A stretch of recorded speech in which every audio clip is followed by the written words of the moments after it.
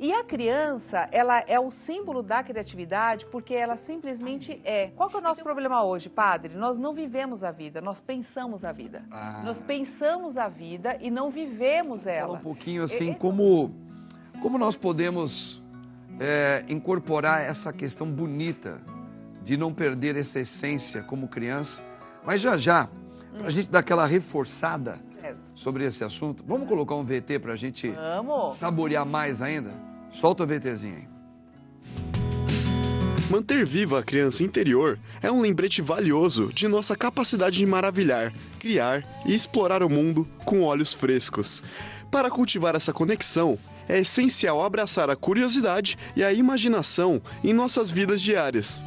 Participar das atividades criativas, como pintura, música, dança ou escrita, nos permite acessar a liberdade e a espontaneidade que muitas vezes perdemos na vida adulta.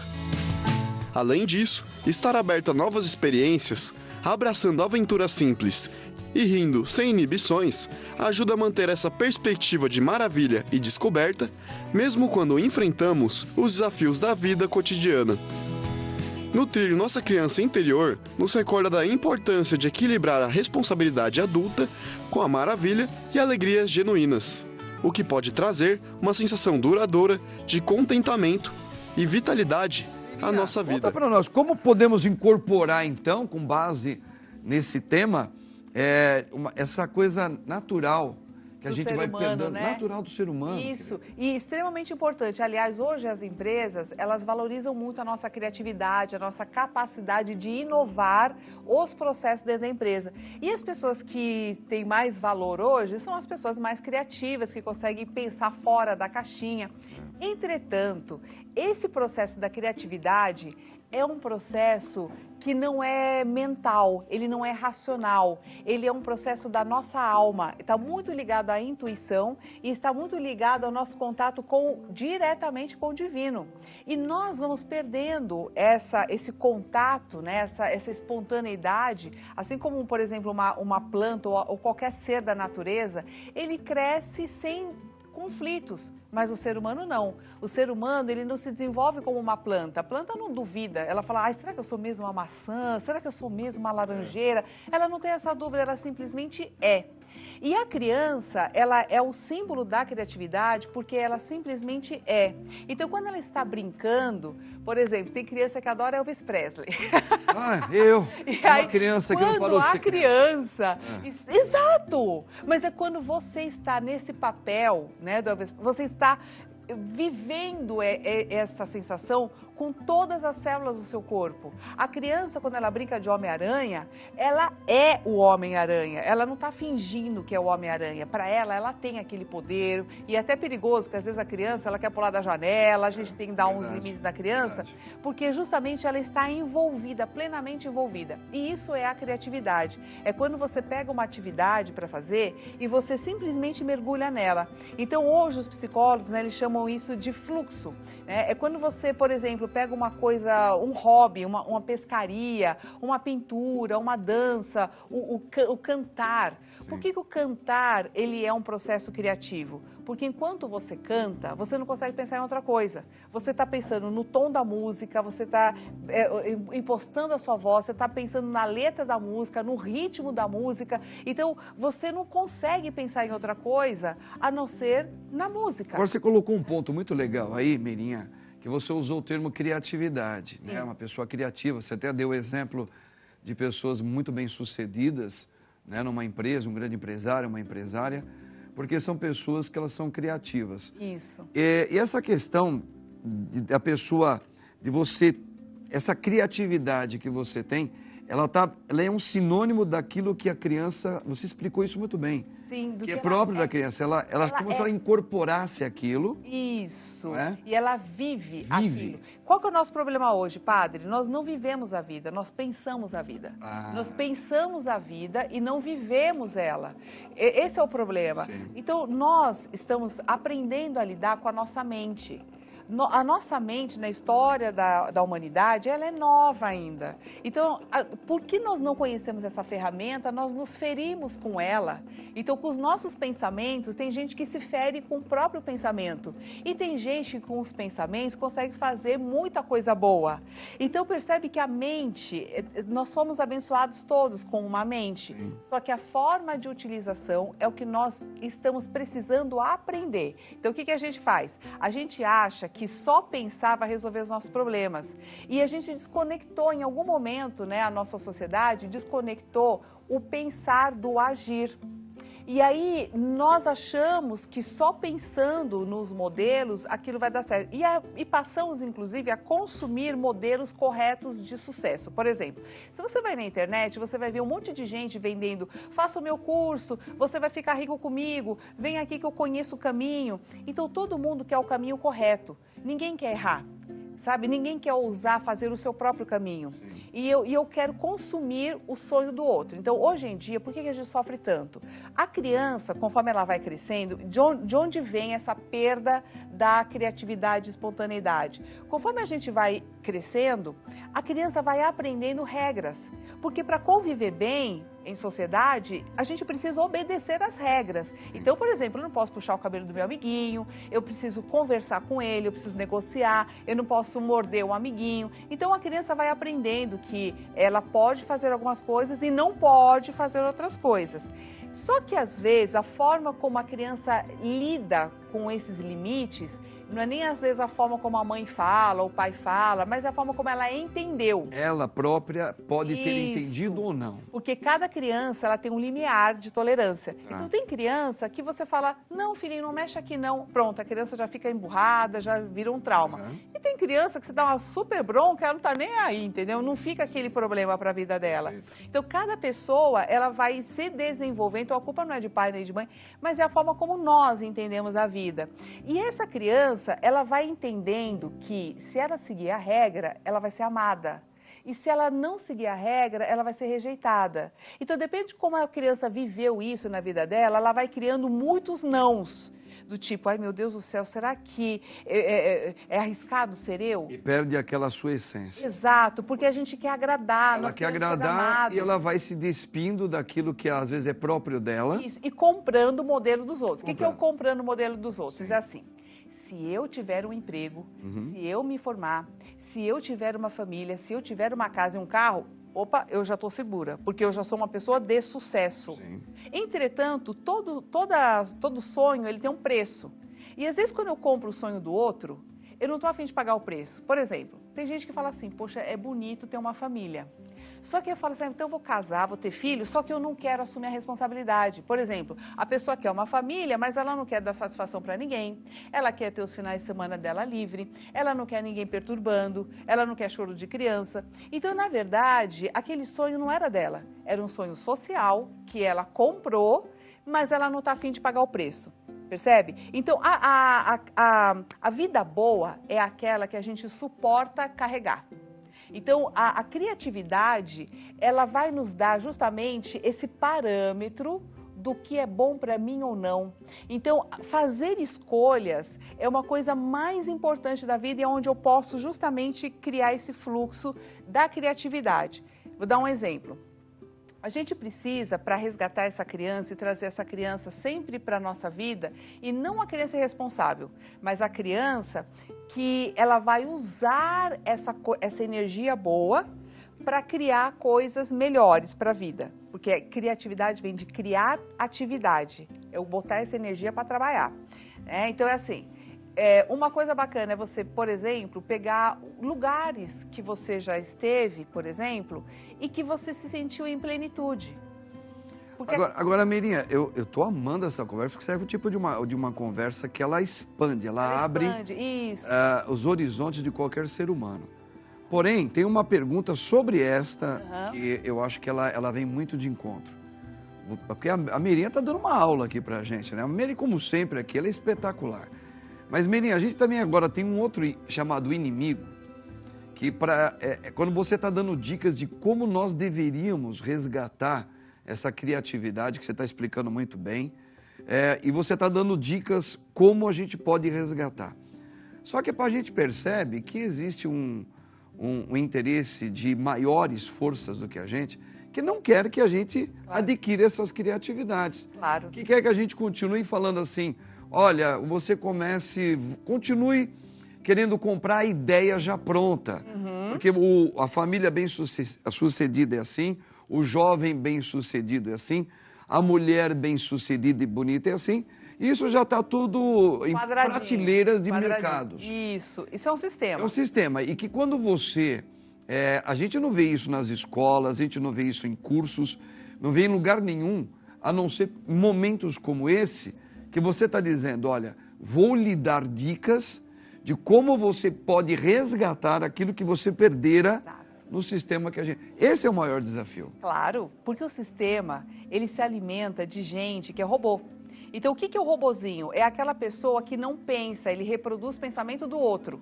Porque a pessoa, quando ela começa a pensar por si só, ela passa a ser um perigo. Perigo para o sistema. Porque ela vai questionar as regras burras.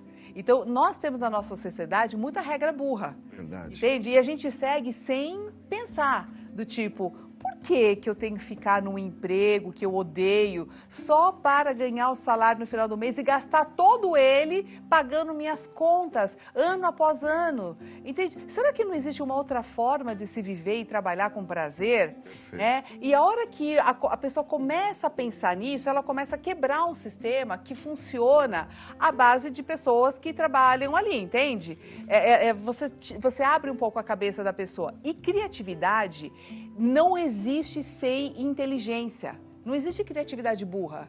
Toda pessoa criativa, ela é inteligente, porque a criatividade precisa de base para se sustentar. Então, por exemplo, se a gente pegar um Einstein da vida, se a gente pegar um Tesla da vida, eram caras criativos que tiveram ideias revolucionárias, extremamente criativas, num nível muito acima da sociedade, da média da sociedade. E pensa se esses homens eram burros. Não! Porque eles tinham muitas referências. Então, a pessoa criativa é aquela pessoa curiosa. Então, a curiosidade, ela faz você ir aonde você nunca foi. Que muitas vezes vai sair fora da caixinha mesmo. Que te dá coragem. Por exemplo, porque nós somos curiosos, e todos nós somos, viu? Somos. A diferença entre o adulto e a criança é que a criança vai lá e pergunta porque ela não tem medo do julgamento de achar que a pergunta dela é de gente burra. Nós, adultos, porque nós fomos formando carcaças durante a vida de proteção. A gente não vai nem perguntar. Exato, de falar, minha pergunta é muito burra, então eu não vou fazer. Então nós nos podamos antes de qualquer outra coisa e a gente poda a nossa criatividade. Espetacular. Meire Camia, ela é sensacional. A senhora está gostando de acompanhar essa nossa conversa? Agora olha só, Meirinha, o nosso Senhor Jesus Cristo, no qual nós amamos e pedimos que o Senhor nunca nos deixe órfão dessa verdade dele. Como Jesus nos ensina a importância de termos um coração de criança. Ai, lindo. Mesmo depois de crescido. Vem de encontro com o que ela falou. Sim. Vamos dar uma olhada? Vamos. Dá uma olhadinha no VT. Várias são as passagens da Bíblia que falam sobre a importância de termos o coração de uma criança, em qualquer fase da vida. No Evangelho segundo Mateus, capítulo 18, versículos 1 a 3, os discípulos perguntam a Jesus: quem é o maior no reino dos céus? Nisto, ele traz uma criança ao grupo e justifica: se não transformardes e nos tornardes como criancinhas, não entrareis no reino dos céus. Todo aquele, pois, que se fizer pequeno como este menino, este será o maior no reino dos céus. Outra passagem famosa também está em Mateus, capítulo 19, versículo 14, em que Jesus diz: deixem vir a mim as crianças e não as impeçam, pois o reino dos céus pertence ao que são semelhantes a elas. É um lembrete para mantermos nossa humildade e simplicidade, principalmente ao receber a palavra divina, mesmo depois de crescidos. Eu tive a graça de escrever um livro onde eu coloco um pensamento que eu quero encaixar com essa reflexão que a gente acabou de ver. Sim. Sobre a palavra de nosso Senhor. É uma pessoa, como adquirir um coração como de criança, sem perder as suas responsabilidades como adulto, né? E eu disse que, se a gente analisar com muita calma na Bíblia, tá? Que é a palavra de Deus, se a gente analisar com calma, o próprio Senhor, ele propositalmente, ele coloca circunstâncias que, se você não pensar como criança, tendo um coração puro, tendo essa criatividade que você falou, a gente não vai acreditar em Deus. Por exemplo, como pode uma barca feita de madeira sobreviver um dilúvio e ela não despencar e ela levar um monte de animais? Uma criança acredita. Sim. Tá? Porque ela incorpora aquilo. E ali está de propósito mesmo para desafiar a nossa fé. Como pode um burrinho, tá? Que por causa de ele ver São Miguel Arcanjo, ele está levando o dono dele em cima, se ele dá um passo, o São Miguel vai cortar os dois ao meio, o burrinho e ele. E o burrinho vai falar, se nós dermos um passo, nós morreremos. O burro fala. Como pode os leões famintos põem um homem no meio dele e os leões amanhecem acariciados pelo homem? E assim por diante. Existem vários metáforas ao mesmo tempo que mostram que aquilo que parecia ser impossível é possível. E aí entra a questão da fé. Eu estou provocando a Meirinha aqui, porque já ela vai explicar um pouquinho disso tudo para nós, tá bom?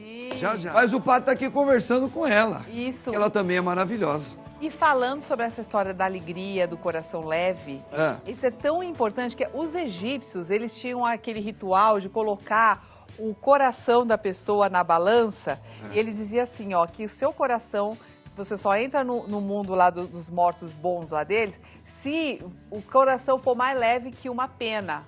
Então, quer dizer, a gente não pode carregar no coração todas as amarguras da nossa vida, senão a gente não tem um paraíso. Fica pesado o bichinho.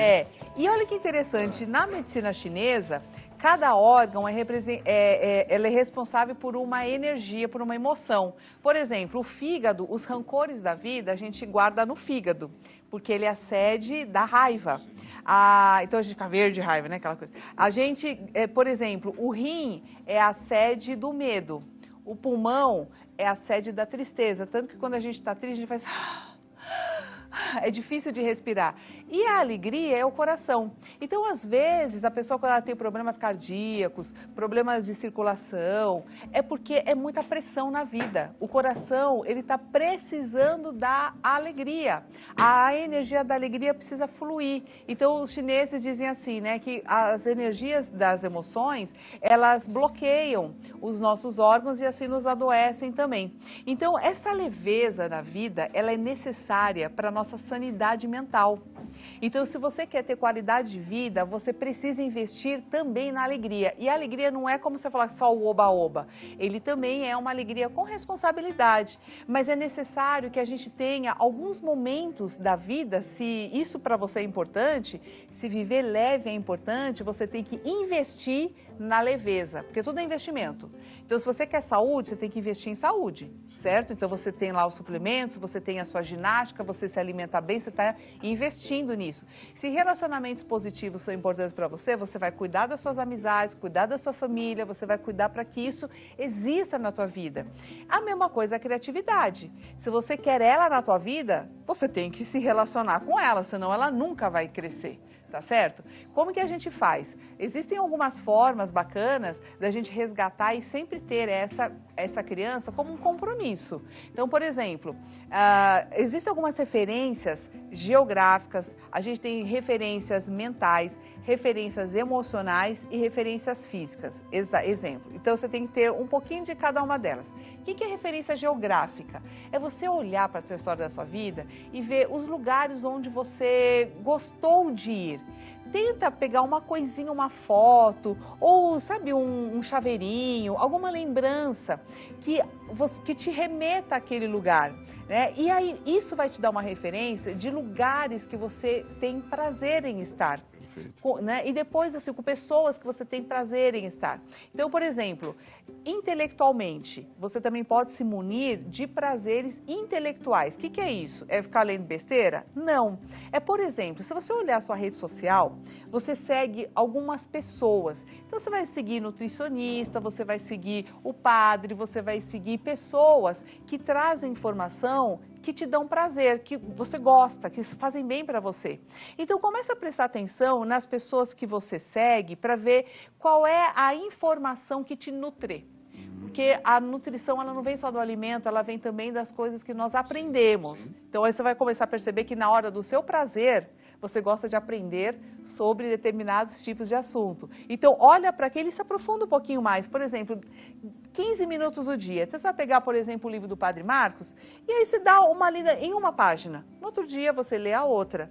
Pelo menos, você está tendo contato com aquilo que te dá prazer, com aquilo que te faz bem para a tua alma. A referência emocional, por exemplo, pensa em pessoas que você se sinta bem, tranquilo, leve, não ameaçado por julgamento, que você sente à vontade com essa pessoa. Então você começa a perceber quem são essas pessoas e passa a ter um pouco mais de contato com essa pessoa de uma forma mais consciente, né? Você está nutrindo também a tua criatividade, a tua espontaneidade, você está deixando fluir a tua energia. Porque com aquela pessoa você não tem bloqueios, com aquela pessoa você não precisa ter segredos. Então você consegue dar um ir e vir numa conversa sem tantos bloqueios. Então, você está exercitando a sua criatividade e espontaneidade. E, por fim, o físico, ou seja, quais são as atividades que você faz que te deixa fluir. Então, por exemplo, o Padre Marcos, ele adora cantar. A hora que ele está cantando, a hora que ele está fazendo a missa, ele está em outro planeta. Ele está realmente fora da personalidade dele, né? É onde existe a entrega, né? Então, todo mundo tem isso, padre. Todo mundo tem um momento onde você fala, nossa, quando eu estou naquela atividade, eu realmente perco a noção do tempo. Transcende, né? Transcende o agora aqui. A sua personalidade. A personalidade. Isso, é como se fosse divino. É como se aquilo viesse, uma energia que te toma e você fala assim, cara, é muito maior, eu me sinto maior do que eu. Ela transcende o seu ego, o seu egoísmo, né? Nesse sentido de que, cara, parece que eu ampliei a minha energia ali, né? E ali eu estou pleno, estou em plenitude. Então, todo mundo tem isso. Então, se você não tem essa referência, então começa a prestar atenção. Como que é para você cozinhar? Às vezes são tarefas simples assim, sabe? Ou, por exemplo, ou cantar, experimenta. E se você não tem tudo isso, essas referências, você tem que experimentar. Então tem que cantar de vez em quando, vai no karaokê, vai dançar. E não ficar indo atrás de, como diz assim, né? Receita pronta, né? Receitinha pronta. Você vai atrás disso para você criar o seu mundo criativo de você e você vai ser diferente.